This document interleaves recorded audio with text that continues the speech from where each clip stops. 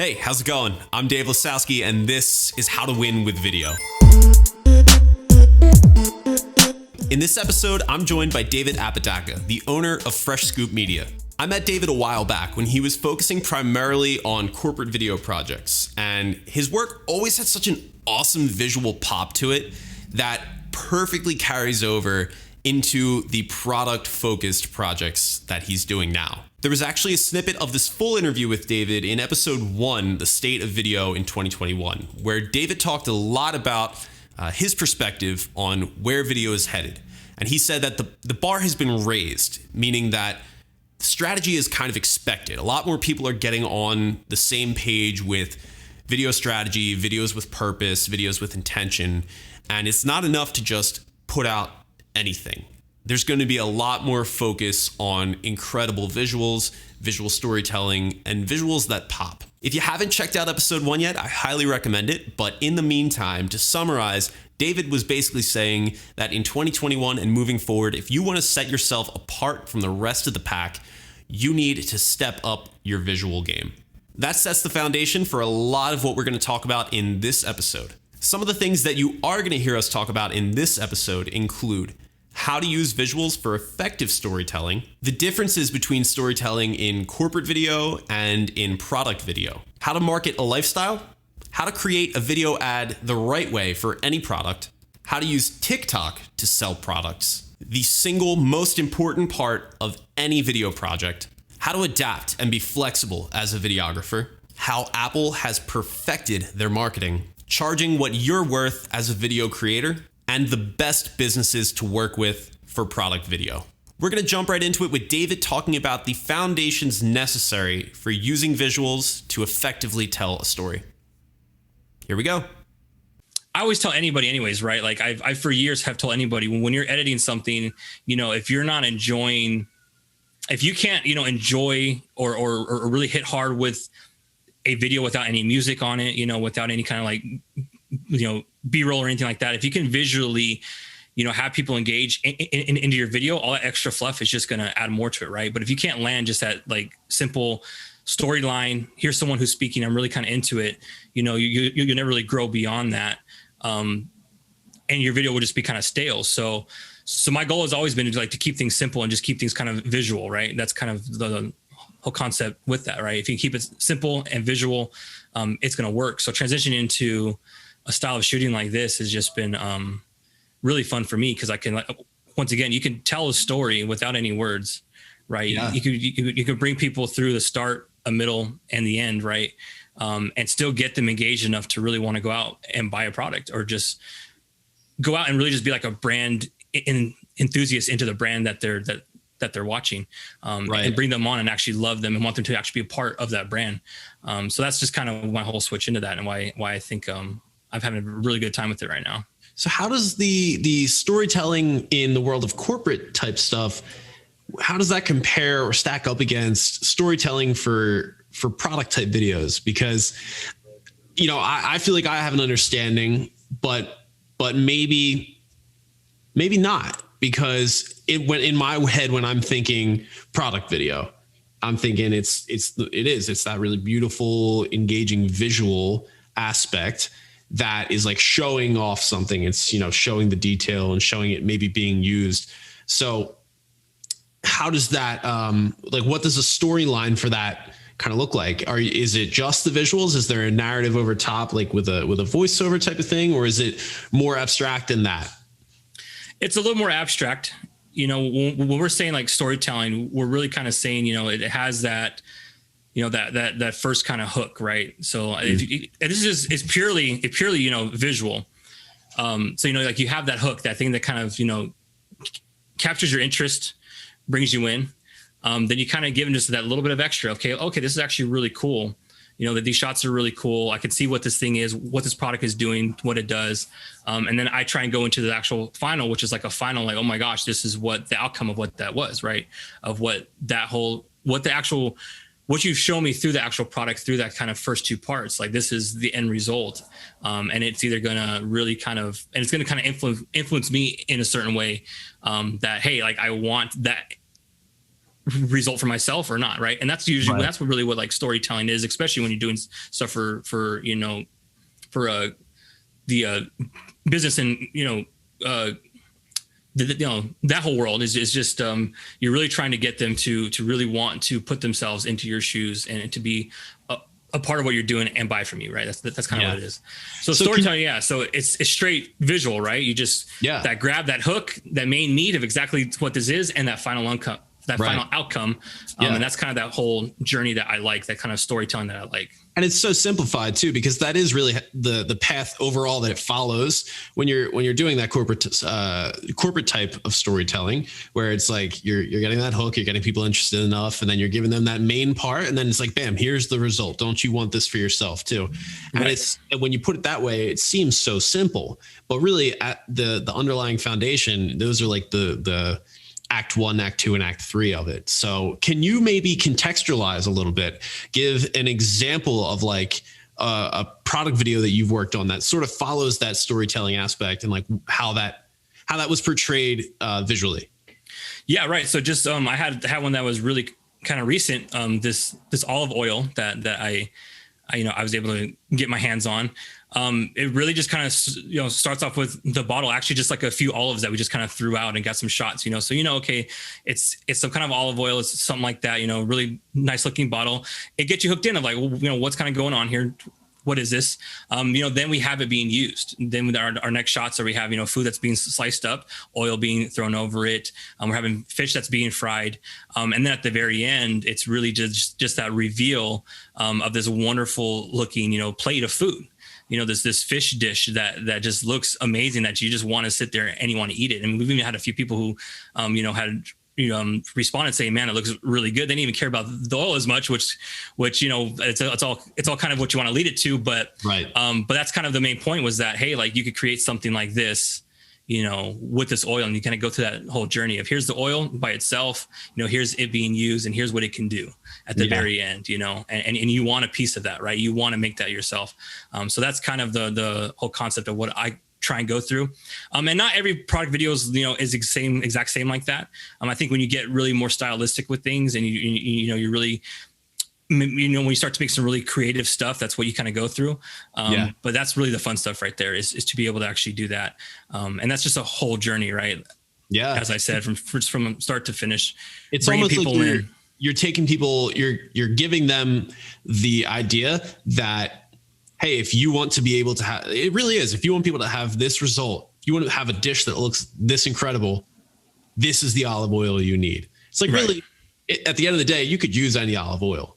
You could use exactly, you know, like I'm sure it's a great product, but the process there and the storytelling aspect is, this is going to be possible in your life because you're using this specifically. Right. Like, what other olive oil companies are going through the trouble of making something that visually appealing to associate it with a certain type of lifestyle? I think that is the trick, the key to a lot of product type of marketing, is selling the lifestyle. Where what do you want? What do you associate this with? I mean, I love snowboarding and outdoorsy type of shit. And a lot of the ads that I get served are people, like, it's pictures of people out in the outdoors or doing something, the stuff that I like to do at a level that's higher than I'm able to do it. But I see that, and I see them using the thing, and I'm like, damn, subconsciously, I'm like, my life could be like that if I had that thing. And like, no, it couldn't, but that's the connection there. Right. And so do you think that's something that you take into account when you're kind of coming up with these project ideas? Or is it more of just like a fluid type of, it just like makes sense to you and you don't even think about it that deep? No, I have to think about it a bit, because there's, and I'll just kind of mention this, is there's, because we see a lot of like ads on TV, things like that, of brands that we know. But there's a definite separation between a brand that we know and a brand that we don't. So you do have to put a little bit more thought into the ones that you don't, because they aren't going to always sell as you just explained it, right? Because they're not well known. You know, you don't really know who they are, what they do, what they're about. You know, what is it, like Audi can get away with their ad of like a few minutes of like some actors doing some kind of like storyline at the end. It shows, oh, it's a car, it's an Audi commercial. I wouldn't even guessed, right? Yeah. They can get away with that because they're Audi. Like everyone knows who they are, right? They have that brand recognition. So for the ones that are not in that kind of a state, aren't that big, you do have to put that extra thought into, how do we sell this lifestyle, but also being able to show what the product can do, right? Or what this product does. So it's really trying to figure that out, kind of as you go. If Nike handed me like a pair of shoes, I'm sure there's plenty of things I can shoot with that wouldn't even really need to show much of the shoe because it's Nike, their brand's on it. So just trying to find out that balance of things of, like how can we kind of, once again, sell this lifestyle, but also being to show what this does. The whole thing with the oil is, like the first few shots are really high class looking shots, but then we move into how the oil is being used. You kind of have to mix those both in. So yeah, there is definitely a thought process behind it and how it works and like how we're going to show it. Because we can't just kind of slap something. I know I had one product that we did. It's this electric bike. And I don't want to bash my friend at all because he's, the amazing bike. They do amazing things, but they wanted to show, he basically sent me a commercial from Ducati, it was like, oh, I want to shoot something just like that. I was like, but you're not showing what the bike can do because you guys aren't well known. Like everyone's gonna be like, what is this bike? It's a, really cool. The first electric like chopper bike is what I remember you looks really posted, cool. That was from a while back, right? Yeah. I remember you posting that. This stuff looked awesome. Yeah. So it was really trying to figure out, like, hey, we have to really figure out how we can show the features of this bike because it is so unique, and not leave out those just to make something look really cool. Because they'll buy the lifestyle, as you said, but they might not buy the bike because they really don't know what it does because they don't know the brand. Right. So yeah, it's definitely trying to like dive in and figure all that stuff out. These are probably one of the only times that I really just don't wing it because I used to wing it a lot on all my other stuff. Yeah. And I can't really do it with this because you do have to kind of be more methodical, with your thinking on it. Yeah. So I try to do that as much as possible. And I'm trying to get into better habits as well. When I meet with the client, trying to learn as much as I can about the product as I can before I start making any kind of shot lists or anything like that. Yeah, it's important. And it's actually, it's something that I very much realized what you just said, because at the end of 2020, I picked up, started working with a client, their glitter company. And it's all product work. So they have over 300 different bottles of glitter. And I had to document each one. So it's basically just like standard bottle shot with like a pile of glitter and then like a pile shot. But then we were also doing GIFs, like short videos to be used as like GIFs. And they have a line that's color shifting. So when you look at it one angle, it's one color, and as you like move over it, it's a whole different color. And wow, I knew that. Yeah. And so they had that and this UV glitter that when you shine a black light on it, it changes color too. Oh, and so sick. The first run through of the batch, I'm doing these products the same way I'm doing everything else. And for the rest of the GIFs, I had it like on a little turntable, like a motorized Lazy Susan type thing. And we would just be shooting and then cropped in tight, and it would just get the shimmer of the glitter and like the cut size and all that shit. Yeah. Yeah. Then I was doing that for the color shifting and the UV ones too, but I wasn't fully aware of like the product features how important that was to come across. Right. And I actually didn't know about the UV glitter effect either. So when I delivered those, they were like, can we redo these ones? Because they kind of are, these ones are like a little bit different. They're not really showcasing too much. Super cool about it. And I was like, I didn't even know about the UV one. They gave me the flashlight and I shined it. I was like, holy crap, this is incredible. So it was changed the approach so differently. We were getting different angles and different movements and stuff to really showcase those specific features. Now, anytime that I do another project, I know, like you said, like, all right, let's figure out, list out everything here that is important to who's going to be buying it. I need to know that. Yeah, absolutely. How important is it to fully understand not just the features, but also like who's going to be buying it. How does that change the visual narrative? Because every product's got a different target audience. Yeah. And different visuals might appeal differently. So how does that play into your whole process with everything? Yeah, well, my main thing is I know that when we're sitting here, we're speaking about all the features of things, but I do think that the benefits really need to be shown over the features. The features kind of take the back seat to what the benefit is, right? I never really kind of bought anything myself where I think it was just, oh, this has a really cool feature. It's always been about, okay, well, what is this thing going to let me do? Yeah. Cool. Like, you know, one example, like, let's say, you know, you're buying like a blender, you know, it has like 5 speeds, you know, 4 blades. I'm like, okay, but can I put like rocks in this thing and have this thing kind of, you know, mix up and kind of make, you know, cement out of it and fill in some water and stuff. You know what I mean? Like if it could do that, then great. Right. You know, but that's because that's what you're kind of looking for. So it's really trying to have like almost like a balance, but you definitely want the benefits a little bit more of what the features are. But like you know, for you, the glitter stuff would have been great. You know, features is, you know, you could have a night party and, you know, have this thing like floating up in the air, thrown all over me, or, you know, decorate something. That's all features. That's all, you know, is benefits. Right. So I try to look at that when I hop into anything is really, yes, I do want to know the actual features, but I want the features because I want to know what they're able to let somebody do.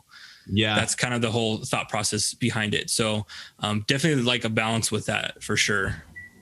Yeah. That even answered your question. I think I'm gonna have to run to them with some of those ideas now. I think we can make things a little more exciting, but yeah, no, that definitely answered that. What are you most excited about being able to deliver these types of like product visually focused videos as compared to the more corporate type stuff? Because you obviously see that as being the way to go this year moving forward, is that more visual based stuff. What are you most excited about with those types of projects for the clients? So I'll be a little bit kind of real here. Yeah, dude. And I don't know if it's just the way I've handled my business with things, you know, but I've always been able to create videos that could convert for clients, you know, but I've never really I could never really say I could never really made anything that made people really excited, like for the brand, right? Like to really be excited about the brand and really be into kind of what they're doing. I think with the product stuff, it gives me a chance to create stuff that's really fun, you know, but also can bring interest to people to have them take action, but also, you know, allow them to really fall in love with brands. You know, as we were kind of speaking earlier too, you know, my brand in itself is I'm trying to, I want it to be fun. I didn't want it to be stiff, you know, too stuffy or anything like that. So my brand is kind of around that. I want people around me that I film with, those that I work with to be, you know, to be kind of in that same space, you know, to have a really kind of fun brand, not take themselves way too seriously. So to be able to help them attract those same type of people is what's really kind of fun about it. Because I do feel that when people become, you know, brand enthusiasts and are really excited about a brand, that they do tend to buy more, to share more, you know, to really give their experience with them out to more people than just kind of selling like a service, right? You know, like I love it. Don't get me wrong. I love how other people make money with what I'm doing. Yeah. But I just think there's a longer term effect when you have people fall in love with what a brand is and kind of who they are. What do you think are the key components or the core elements that make people fall in love with a brand?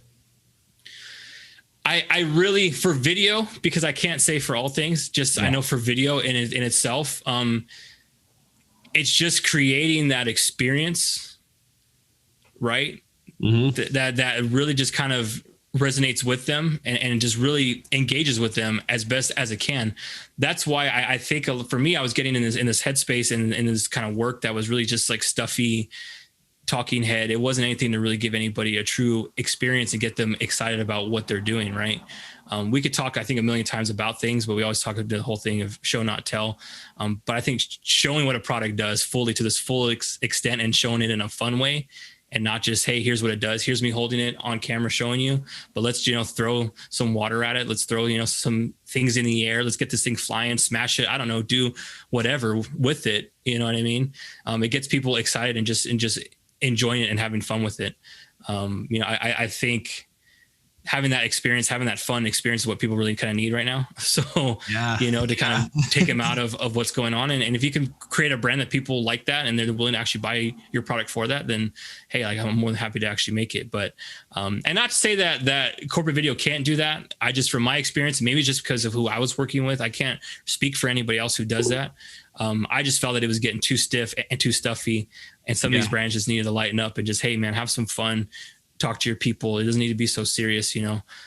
Let's just enjoy ourselves, enjoy your company, enjoy sharing it with other people. And I just feel with products, I'm able to actually do that better for them. So yeah, there's something that's really different about like direct to consumer or B2C type of businesses, because the way that you can market things really more accepted to be very all over the place with it. Like it's kind of the Wild West where, yeah, you can have the more like the product demo type video. Like I'm just thinking of like ShamWow guy waking up like on late night TV back in the day, like commercials we just going, or like Billy Mays just like yelling at you using OxyClean. Like, you know, there's that type of stuff. But then there's also like really interesting or there's like really visually creative, interesting videos. There's more like viral type stuff. Like I forget if it was before we were recording or not, but you were talking about TikTok, and like TikTok nowadays, just stuff just blows up so quickly because of people using it for like little short snippet type videos or skits or jokes. And it's so just interesting to see how much more accepted it is in this side of the business or in this side of the industry to just do anything that's going to get this in front of people. Now, what I want to ask you is to piggyback off that last part. Yeah. Where do you see TikTok playing into everything in the world of product direct to consumer type of business? Well, I mean, it's already, I think for me, I think it's different in how you're going to be able to present your content. You know, you're not really going to get like a product style video, but strictly just based off reviews and, you know, live, like in action stuff. I mean, it's already has taken off in that way for me. You know, there's a few things I already bought that somebody had recommended from Amazon, right? He's doing, I can't remember the guy's name, but he's doing, you know, 365 days of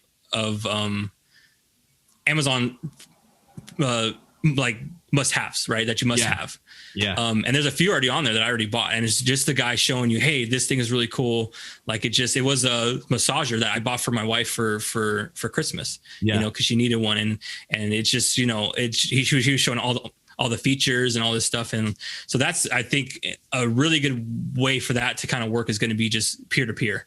Right. It's going to be testimonial style. You know, we've used it. Here's what we like. And that's kind of where it's already going. As I said, there's already a few things on there that I've already seen and bought through that. So it's a really interesting way of actually marketing that. Now, if any of that stuff is real or if they're all actors that are getting paid for it, I don't know, but that's kind of the whole, if it goes that route, it's a good way to hop on. You know, it's a good thing to hop on.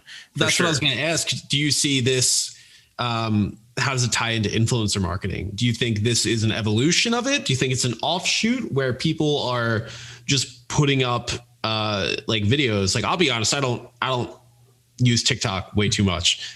But from just some of the stuff that I saw, I think, or someone that I'm friends with showed me like basically same type of thing, like cool random stuff that you could purchase like throughout the week. And it was just like a quick little product demo. Oh, it was one of those like notepads that's like a smart notepad where you can write on it and then like use an app to scan it, and it puts it into like a virtual notebook, and then you just erase it. Oh, sick. Yeah. I'm like, I love that. That's cool. Whiteboards everywhere. My desk is a whiteboard. And I was like, wow, that's really cool. I don't know if that chick was paid to do that or not, but in a world where we're moving more toward that highly visual, very high end visual need for product videos, Where does all this play in, where it's just someone with an iPhone that's just showing how something is used? Is that competition to you, or is that a totally different lane? Okay, 1 second. I gotta close this. Do your thing. Sorry. Guys outside, it's dark and he's mowing his lawn. Anyways, I mean, I think it's just different, right? Because I mean, everything works on its own platform. Yeah. Right. Like you wouldn't really, show the kind of stuff that I'm creating right now on something like TikTok. It's a little more of that high end. It really kind of fits a lot better. So I don't really say that it's evolving. I think it's just a new platform and a different style of what you can now create. I don't really think it's an actual competition to it, because certain things work in certain areas. Right. Yeah. That's just kind of where I'm seeing that. I think it's really effective because that's where a lot of people are. And it's no longer just a bunch of younger people on there. There's a lot of older guys on there as well, older people. So yeah, I mean, I don't really see it as a competition at all. I just think it's just a whole nother form. And that's kind of what, I mean, just kind of a little bit of like a dive into what, I'm kind of doing and actually trying to create as well is, to be able to create these kind of pieces of content for my clients, for wherever they want to hit the hardest.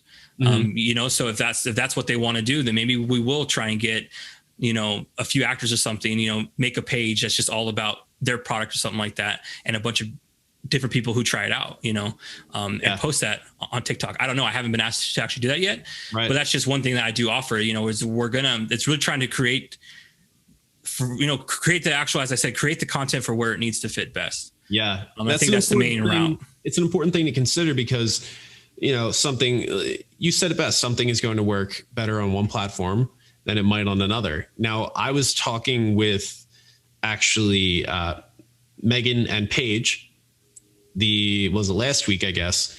And so they're doing their video identity project, which is basically, for anybody that might be listening that isn't sure what that is, they are doing a coaching type program where they are instructing basically solopreneurs on how to use video to make like DIY style type videos, to put out their own type of series, like value videos type stuff, if you will.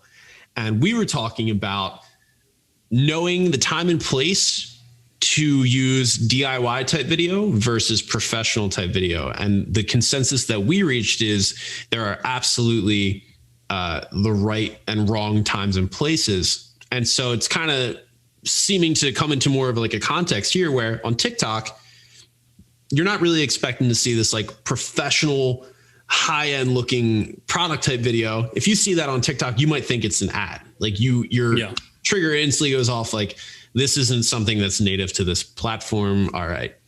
But there are certain circumstances, like if you're posting something on a website or a certain type of ad, you better bet that is solid representation of what your product or your brand is. So were you saying that's something that you are offering or looking to offer, is kind of creating the product type videos based on that, like based on knowing what might need that higher end visual and what might need just a more basic type strategy? Or are you kind of sticking to that higher end type stuff? No, that's exactly what I'm saying. Yeah. So that's exactly what I'm offering right now to most of my clients, because there's things that you do need that are really high end and things that you don't, and things that can be really kind of short and simple, and maybe that's what your product is anyways. Maybe it's something that doesn't really have a lot of benefits and features, right? And it could be shot in a really kind of simple, here's what it does, and that's kind of it. You don't need that really high end type stuff. So, and I think that's what makes it really kind of fun, is being able to pretty much figure out where things need to go and what to make. But yeah, that's exactly what I'm pretty much offering. The higher end stuff is always going to be the fun stuff, the stuff that I think will get you the most attention, but not is what's always needed for every brand.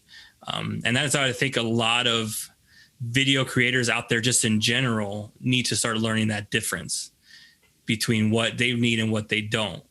And that goes beyond just what I'm doing, product stuff. That goes even the corporate side, is really understanding that is what they need and what they don't, and don't offer what they don't need, get them what they need, and get it, shot in the way that needs to be shot, so it lands on the place that it needs to land. So yeah, but that's absolutely what I've transferred over from that into this is being able to actually offer that. And you just pretty much opened up a whole new door for me with the whole TikTok thing. I didn't really like think about it. So now I'm going to have to go in and maybe start offering that as well. Cause that's a really good idea just to start doing that as well. But yeah. So I mean, 100%, I'm going to offer, whatever you need, which is going to fit on whatever works best for you, wherever your audience is at. That's kind of how it needs to be. So that could be a really interesting avenue to actually explore with clients is offering almost more of like a consultation on a strategy, because if they're going to be, if they're just like, we want to get our product out there, what can we do? We want to create content to get it out there and for people to love it. And then, based on your expertise, because you are the expert, that it's something, they might be able to use this higher end stuff here and on their website and everything, but there is a place for a TikTok strategy there. You can be the one that advises them on that and kind of leads the way. You might not even be making the content, but if you're the expert that's guiding them through it, as like someone's shooting it on their phone and showing a quick product demo, like the Amazon dude that you were talking about, that's to me an example of businesses not necessarily knowing what they need, right? Versus videographers just selling what they think businesses need. Right. You kind of squeeze right in that middle spot there. Yeah, no, you're absolutely right. And I think you kind of nailed it there. And I'll say this, I think that no matter what you're shooting as like a videographer, video creator, no matter what you're actually filming, I still think strategies should always be kind of the key to how you're really kind of helping your clients.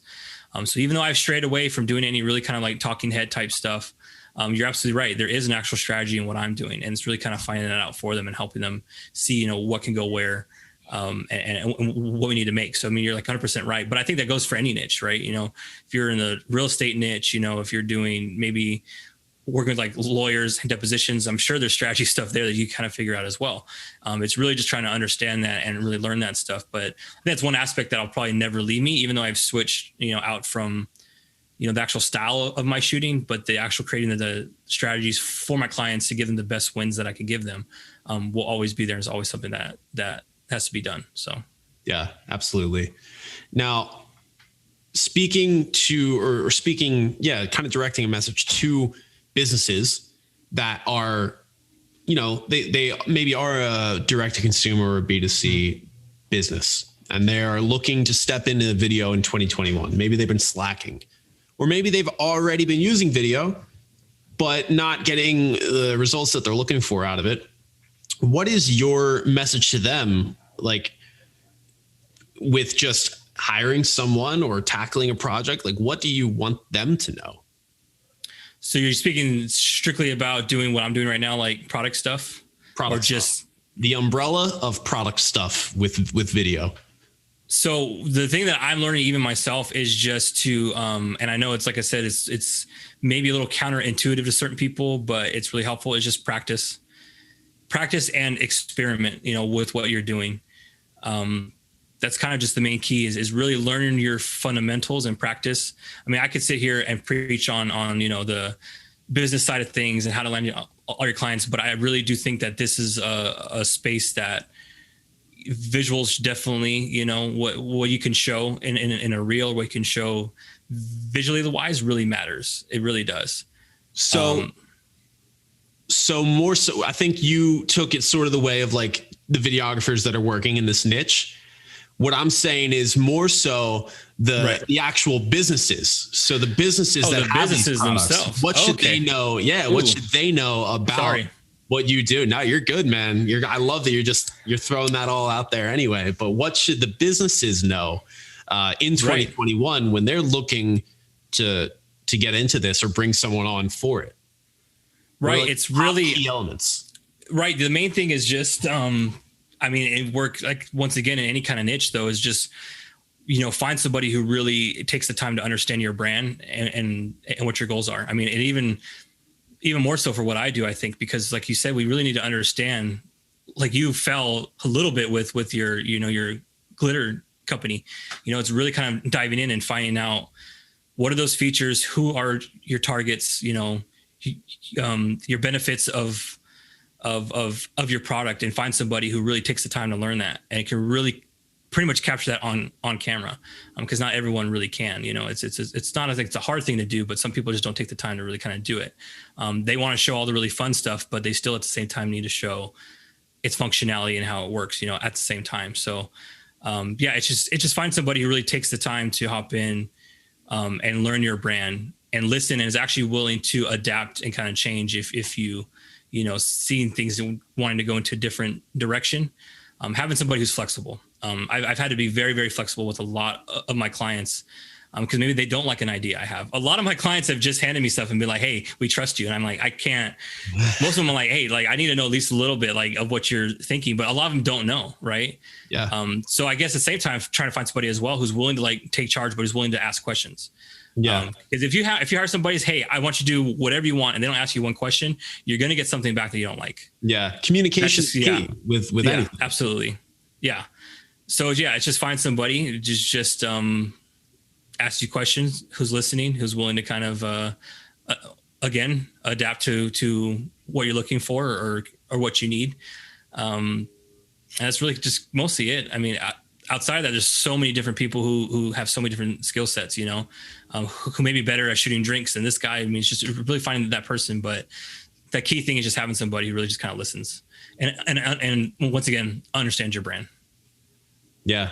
I think that's so critical, especially in recent years where businesses are becoming so reliant on content marketing. You figure that's an extension. It's not just an extension. That is the face of your business and your brand. And when you hire someone who just maybe doesn't care about that, or is just more focused on making what they want to make, you can't make a first impression twice, Yeah. So it's important to get it right off the bat, or at least get someone that you trust him to get it right, Yeah. So, damn. Okay. Now, what do you think? Is there a right time for a business to invest in a service like what you are offering? At what point in their growth or development is it important to really double down on those visuals?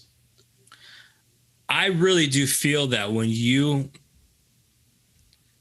have actually started landing sales, when you actually have your product, is either on a shelf or your store is up fully, you should really start to move into getting the more awareness out there, which would be through, shooting some videos. I don't think it's as important when you're just doing like a startup, unless you're doing something like a Kickstarter and you need to show how it functions and stuff. But if you're not even landing any sales yet or doing any of that, I mean, because video is just one aspect of this, right? There's so many other areas in which you can market things I don't understand because I'm not in that space. I don't know, how to do print. I don't know how to do, door to door or, in store. I don't know how to do any of that stuff. That's not what I do. Right. But I know that there's ways to at least be able to start to generate sales and then start focusing on video. Because I think the worst thing you want, because I believe in what video does and how strong it is, that the worst thing I think that could happen is for you to get in all these orders and then not be ready for how much it might start selling, because it's a very much a possibility. And I think that really kind of hurts you is to kind of be back ordered and just not ready and, not delivering. So just to be able to start, making those sales, turning out, some of your products and your brands would be a good point to be, okay, now we can start moving towards video and start getting that awareness out there. Yeah. I love it. Yeah. Cool. There was something else I had and it's fleeting. It's okay. I was so engrossed in what you were saying that I just. Oh, well, good. I'm glad you're paying attention. Yeah. Well, dude, it's fascinating. And I hope whoever's listening to this is paying attention too. I know. I kind of ramble a lot. So true confession, man. I love this. I love the aspect, the whole podcasting thing, but dude, I'm such a bad listener with podcasts. Are you? Yeah, dude, I'm so bad. even like, I wouldn't have thought that, to be honest, but yeah, I'm a product of my generation with attention spans. What can I say?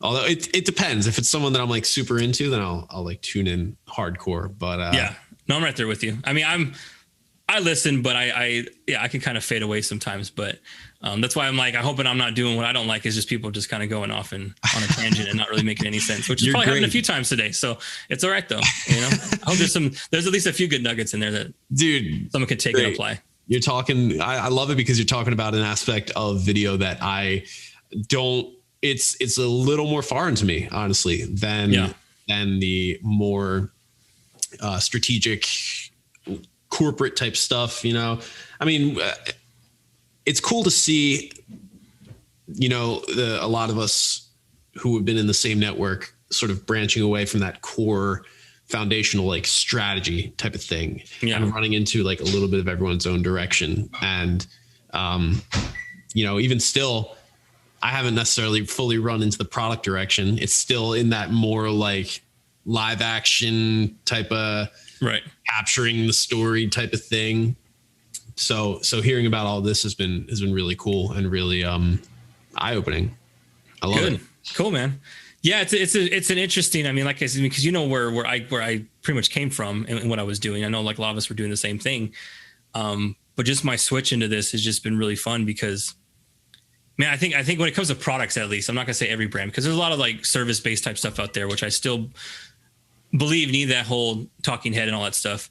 But products really just need that kind of like that cult following that people, you know, gravitate towards. You know, everyone speaks about Apple, but honestly, no one really cares about how Apple started, you know, or why it really started. They just care about, you know, they want it because they want to join that whole culture behind it, right? They want to be known as, I have an Apple iPhone. They want to be a part of that. So that's, I think, how products are. It's a little different than other things, you know, like I can sit there and tell someone's story the whole time, but if that product is just garbage, no one cares. So that's why I think it's just different, you know, it's not the same. So it's a whole nother world that I'm still learning too. And I actually realized, because you actually asked me that, like, you know, I actually have been in the product, like shooting products for actually a few years. I didn't really realize it. So, you know, when I worked in the automotive industry, that's where I started. You know, I shot intakes, you know, I shot air filters, all that kind of stuff, not realizing, oh wait, that's all like product stuff. Whether it was pretty boring, it wasn't the same stuff I'm doing now, but it's still that kind of same kind of mindset of how do you sell this product? How do you show that it actually functions? All that kind of stuff. Exactly. You never started at the caliber that you're at now, you know? I'm sure you'll be looking back like 3 years from now and just being like, damn, we were kind of doing this variant of what we're doing now back then too, but like look where it's at now. And it'll be cool when it gets to that point, because I can see like where I'm really trying to take things and who I'm trying to serve and what I'm trying to offer people. So, but as I said, man, it's a totally different kind of ball game, and once again, you know where I came from and what it was, and it's just I just found out like products are a little harder in a certain sense. It's easier in some ways, but it's a whole different thing. So, but it's fun. Dude, I love that you brought up Apple, because I'm thinking I have this specific visual in my head of just like, I don't remember what commercial it was for by Apple, but it's just like the edge of the product, like just like sliding by the camera, like just real close up type stuff. And it's just, I mean, the product itself, like all their stuff looks just super smooth, super clean, you know, and the way that they show that, or even with like the visual effects stuff where it's like, it'll be one phone and it'll split and there's like, it'll turn and there's like 3 phones there. Like it all just looks a certain way. And it's so consistent across all of their marketing that it just, you think Apple, and most people, I would argue, think like smooth, clean, modern, simple. And there's something to be said about like the power of those visuals, because that's kind of what people associate with Apple nowadays. It's like, oh yeah, you could have a PC and the complex operating system, which it's really not, or you can have a Mac and an iPhone, and everything seamlessly works together because it's all so simple and it looks that way. And the commercials show that that's talk about the power of some effective visual branding. I love it. And it's just, it all drags you into that whole core kind of concept of like, I want to be a part of that group that has that. You know what I mean? Yeah. And it's so cool about how they do it. But, you know, for how many people hate it, it's just, but there's a lot of people who don't. And it's like, you're not who they're selling to. They're selling to the ones who bought it already. So, and that's who they're going to keep selling to. I skip every year and I always do kind of like the next year. So like, I don't have the 12, but I have the 11 Pro Max. I'll do the next one, you know, this coming year. It's just because I love Apple. I love how their stuff kind of functions. And I'm just like, oh, I'm just in that group, right? You're just in that group of Apple owners, you know? Yeah. So it's really interesting. I wasn't for a while and now I am. And I love it and hate it because I'm like, I've had my MacBook since 2017 and I'm like, oh man, I'm approaching a point where like, I'm probably going to need a new one, but I know I'm going to buy it because I've been hooked in. Yeah. And every time that they do like their website, you go on their website and you look at the latest MacBook thing and everything there looks so just polished and clean. And I'm like, maybe it works more on some people than others, but it works on me where I see something that looks really nice. And I'm like, I want that. I think I'm going to really consider buying this. So there is power to be had in really, really, really good visuals. Oh yeah. I think people need to realize that and invest in it more. If there's a business that really believes in their product, they need to invest in the visuals in 2021. There's no reason not to. Yeah. Yeah. I mean, even last year, they totally should have been. And if they haven't since then, they need to now because things are not getting any better and to a certain extent where everything now is digital. It's just kind of how it's been, you know?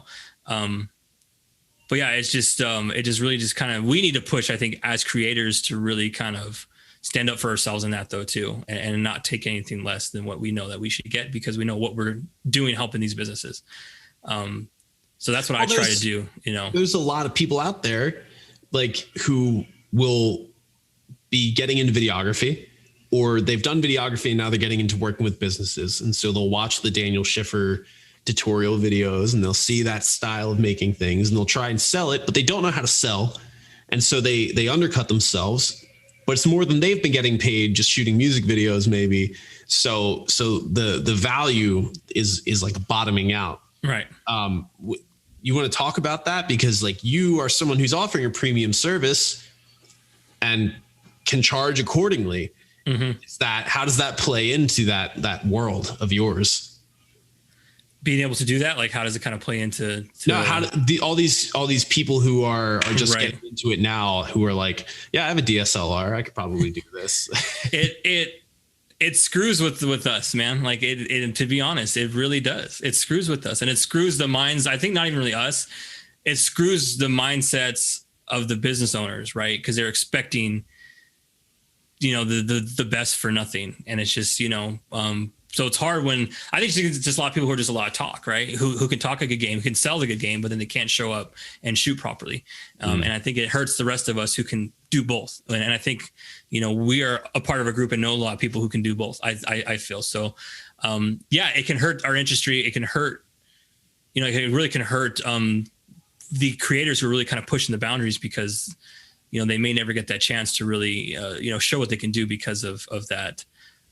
The undercutting, right, of having this thing of value that I think is only being kind of stated. It's not really being shown. It's just being, you know, stated, but not really expressed in any way. And it does, and it hurts us. And, you know, just a few days ago, I had to deal with something like, you know, where I was undercut for a job. And it, you know, it was just pretty much for the fact of any kid can show up, kind of shoot with his camera, which they probably had before. And they're expecting the exact same thing. So it's rough, you know, for the rest of us trying to do something really cool. Do something really good. So, yeah, there's something to be said about, it's almost like the people who don't see the value in what you offer versus what someone just with a camera who just got a camera can offer. It's almost like those people are not worth the fight anyway. You know, they're not, they're not. Yeah. It's like, you know, there's people who understand, they have budgets for this type of stuff. They see the value, they understand the value. And those people, it's like, yeah, they're great. Work with them. But when you've got, that seems to be the never ending fight with small business, small business seems so hesitant to dive into something new, and if video is what's new, right? At this point, Yeah. There's the middle of the curve and the late adopters. And those people who are middle of the curve and late adopters are never going to be the people who will pay a premium for something until it's too late. It's like, I agree. If people are wanting to get top-notch, Hollywood results for a budget that they can, they want to hire a college kid with a camera. Nothing against college kids with cameras. I was one at one point. But, if they just want to hire the anyone who says they can do it for like, a few $100 and expect that they're going to get Apple quality imagery, it's almost like, where is it not worth having that argument anymore? Like, where is it not even worth trying to make that sale? Like, do you see there being that issue with small businesses? Or maybe a better question is there a threshold of the size of a business where they will take that risk, or they will adopt that new policy, that new technology, video marketing? Yeah. I mean, honestly, most of the businesses I've worked with, the majority of them, the ones that have always been the easiest pay on time, the ones who don't argue or anything, and, are at least staffed of like 50 and plus people. You know what I mean? They have like a marketing team. They have departments to handle these things, to handle these kind of like situations of hiring on someone to film, all that kind of stuff. I have really tried lately to stray away from small business owners as much as possible, because that is where I've run into some of the most problems. And I've tried to stray away. I'm starting to stray away from like local businesses, because they're just local and they just want that kind of local hookup. Yeah. So, I mean, I think there is a threshold, right? Where you won't have any pushback. I won't say where people won't do it, because I've worked with plenty of like small businesses and they've been wonderful to work with. But the majority of my pushback it's never been from anybody, who's making, 7-figure, you know what I mean? Yeah. Yeah. Type businesses, and up, Do you think that comes into the mindset where a local business is kind of expecting to stay local? Or I'll give some context. When I was first getting into marketing groups and like local, pre-COVID, when everything, you could go and meet for breakfast and meet business owners, I was meeting people who I viewed it more so they weren't building businesses as much as they were making jobs for themselves. And it seems like the concern or the interest in growing the business and scaling things wasn't fully there. Obviously they wanted to do more in sales and all that, but there's a lot that goes into scaling up a business that they weren't ready to tackle. And so do you think it kind of plays into that mindset too, where certain people are just never going to be the type of people who will make that necessary investment to reach that next threshold? Oh, absolutely. And I'll tell you the niche that I think that I've dealt with that the most is realtors. Yeah. I'm sorry. I mean, I know there's plenty of people out there who shoot for real estate and they do really well, but like, I can't stand them, because I think that is the mindset. It's claimed as a business, but they're not really expecting it to, reach beyond a certain kind of threshold.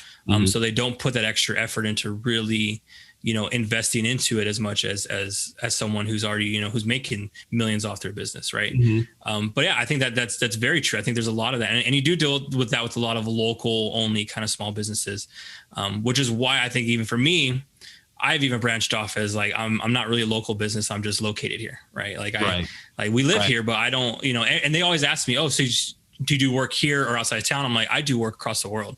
Yeah. Like I do work everywhere. Like, we just happen to live here. I just happen to be at this chamber because this is my city. Yeah. But like, I'm not basically like shutting down any work from outside of here as well. So, but I think you're right. Like there's a lot of businesses. Yeah. They don't have that kind of mindset. And I'm not the one to basically try and convince them to get out of that or try and help them to get out of that. It's not up to me. That's not my job. So that's the hardest part. I think we get in that mindset of trying to explain to them, oh, well, just do video. It's going to help you grow. It's going to help you do this, help you do this. Like, that's not my job. If they're not really striving to do that, I really can't. I feel I can't help them. That's just me personally. Like, I can help somebody who's really trying to reach for that extra, right? Who's trying to really go after it. But if they're not, I'm not going to try and explain it to them or try and get them to. That's a great point, man. That's a huge thing. I remember distinctly in one of the groups that I was going to a lot at the time, actually, earlier on when I was kind of kicking things up with my video agency, I distinctly remember having a conversation with the guy that ran the group, and he said to me something to the extent of, we're not, that guy over there, or the guy that runs this other group, he's trying to build an empire. None of us are trying to build empires. We're just trying to, function, do right by our community and live a good lifestyle in our area. And he said it to me in a way that, like, he was confiding in me and, like, being on the same page. And of course I just, like, nodded and smiled, like, yeah. Thinking in my head the whole time, like, dude, I'm trying to build an empire. Like, I'm not trying to just, like, oh yeah, I'll, like, make videos for the local flower shop and the whatever, the pizza joint and know everybody in the area. It's like what you said, man. I just happen to be based in this location, and it's interesting just observing the different mindsets of people who are ready to scale up and invest in something that's going to take them to the next level versus the people who are going to be stuck there. Yeah. And there's nothing wrong with that. Absolutely. There's nothing wrong with not wanting to scale up. Yeah.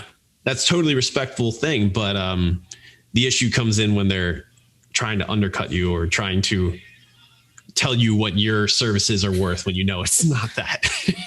Yeah, no, that's exactly what it is. And yeah, I mean, you're absolutely right. I don't think there's anything wrong with the way people choose to live their lives. Even those who work like a 9 to 5, dude. Some people like to work a 9 to 5. You can't bash everybody and say, well, you work a 9 to 5, you're not living your best life. It's like, no, they're living the life that they want, and that is their best life. Like, that's what they want to choose. Some people like that security, and they like the way that all that feels, to be at just a job from 8 to 5, 9 to 5, whichever one it is. I was 8 to 5 for me. But it's just trying to let people kind of do what they do. But the ones that really, can use my services and want to grow in the same way that I want to grow, it's like, I'm more than willing to kind of help them as best I can. Yeah. Yeah. Well, dude, I'm gonna wind things down because we've touched on a lot, and I think it's a lot of great stuff, a lot of valuable stuff. I've been trying to veer away from the buzzword of value. It's been beaten to death, I think, but it's all good. But we definitely packed a lot in there. So, what is your what closing remarks, man, do you have about the state of what you do, the state of video, product video, anything that maybe you would be remiss if you did not mention?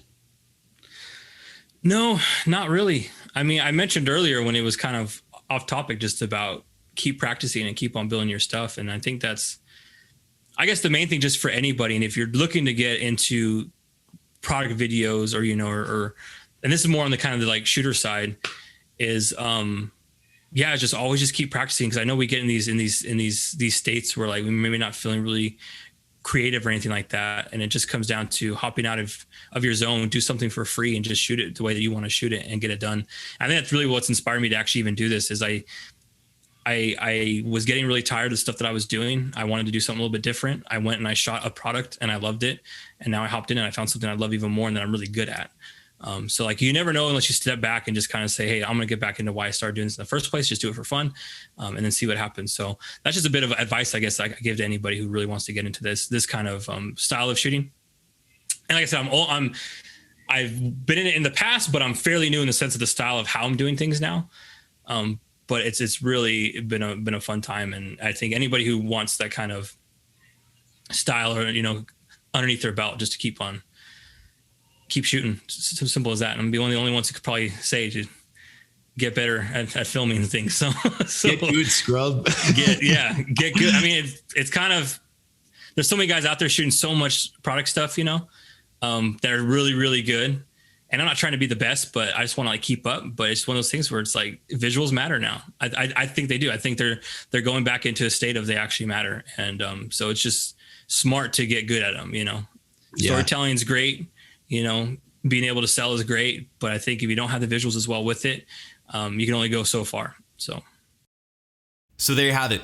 Visuals are an important piece of the puzzle, just as much as being able to use strategy for video and knowing how to sell video. My biggest takeaway from talking with David is that the most important part of any single video that you are going to create is keeping in mind what it's going to be used for and who is the intended audience that's going to be watching it. Like we talked about, if you're doing a product video, it's not enough to just show the features because those don't matter unless people understand the benefits and what those mean to them. You need to give context. So maybe the real takeaway here is that if you want to be a kick-ass video creator and a video business owner, it's not enough to just focus in on one aspect, being able to sell or being able to come up with a strategy or being able to make kick-ass visuals. You need to have a balance. So maybe the real takeaway here is that if you want to be a successful video business owner in 2021 and forward, you need to be able to have that balance. You need to be able to make kick-ass visuals and keep in mind the end game of the video.